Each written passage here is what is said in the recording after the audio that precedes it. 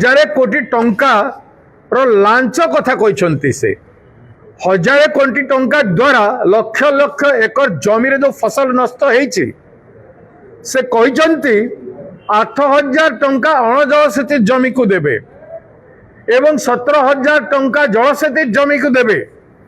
गोटे एकर जमी रे अणजलसेचित जमी रे 25 क्विंटाल रु 30 क्विंटाल धान उत्पादन होता है एवं जलसेचित जमी रे 35 क्विंटाल पर्यंत धान उत्पादन होता है।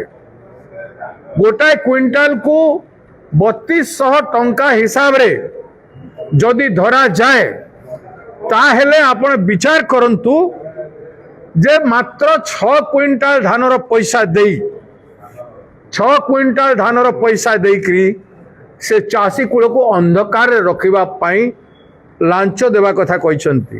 लक्ष लक्ष एकर जमी रे पानी माड़ी जाइछि, फसल उजड़ी जाइछि, घाई जेते हिसाब रे भांगी जाइछि तार तुलना बारंबार घाई होइछि एवं तार संरक्षण संपर्क रे किछि कहि नांती, फ्लड प्रोटेक्शन संपर्क रे किछि कहि नांती, जेते पशु संपद ध्वंस हो गला तारी आकलन करा जाय नाही, जेते इंफ्रास्ट्रक्चर ध्वंस होला तार ऊपर मध्य आलोकपात करि नांती। केवल लांच कथा सुभद्रा योजना रे जेमिति 1000 कोटी टंका बांटी दउछन्ते सेही भलिया कथा से कहछन्ते से कथार कोनोसी मूल्य नाही।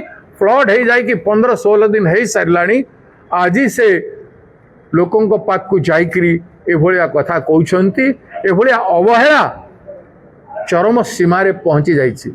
तेणु गोटे मुख्यमंत्री कर्तव्य से संपादन करि पारि नांती, दायित्व से निभै पारि नांती, प्रहसन से करुछन्ती।